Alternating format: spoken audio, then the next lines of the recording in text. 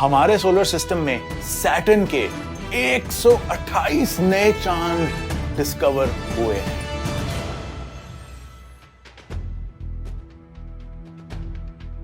Hello کائناتیز، میں ہوں روشان اور یہ ہیں کائناتی خبریں. سائنسدانوں نے ریسنٹلی سیٹرن کے 128 یعنی 128 نئے چاند ڈسکور کیے، جس کا مطلب ہے کہ اب سیٹرن کے پاس جو ٹوٹل نمبر آف مونز ہیں وہ 274 ہیں. I mean, یہ کیسی عجیب سی بات ہے.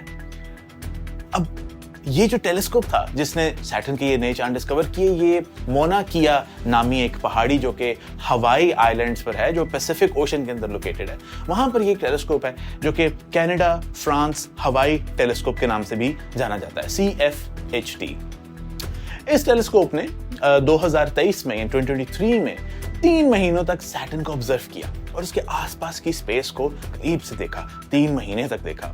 اور سائنسدانوں کی اس ٹیم نے جو اس ٹیلیسکوپ کو یوز کر رہے تھے، انہوں نے 128 ایسے چاند ڈسکور کیے جو کہ بڑے بڑے اور گول ہمارے چاند کی طرح کے نہیں ہیں، یا سیٹرن کے ہی باقی بڑے بڑے مونز جیسے ٹائٹن، مائمس، انسیلاڈس، ٹیتھیز، ریا، اس کی طرح کے گول گول نہیں ہیں، بلکہ یہ پتھروں کے بڑے بڑے ٹکڑے. آپ سمجھ لیں کہ یہ بڑے بڑے ایسٹرائڈز کی طرح کے ہیں. ان کا سائز 3 سے 4 کلومیٹر ہے اور ان کی شیپ ارریگولر ہے. اور مزے کی بات یہ ہے کہ سیٹرن جس ڈائریکشن میں گھومتا ہے، بہت سارے اس کے چاند اسی ڈائریکشن میں سیٹرن کے گرد چکر لگاتے ہیں، جیسے کہ سیٹرن کی رنگز. لیکن یہ جو نئی ڈسکوری ہے 128 چاندوں کی، یہ سیٹرن کی ڈائریکشن میں نہیں گھومتے، یہ سیٹرن کی ڈائریکشن کے خلاف اپوزٹ ڈائریکشن میں سیٹرن کو آربٹ کرتے ہیں. جس کا مطلب یہ ہے کہ یہ جو چاند ہیں نئے والے، یہ سیٹرن کے ساتھ نہیں بنے تھے، یہ سیٹرن کے بننے کے بعد بنے. سائنسدانوں کا یہ خیال ہے کہ یہ چاند کسی کومیٹ یعنی دمدار تارے کی یا تو آپس میں ٹکر سے، یا دمدار تارے کی سیٹرن کے کسی پرانے مون کی ٹکر سے پیدا ہونے والے ٹکڑوں کے نتیجے میں پیدا ہوئے.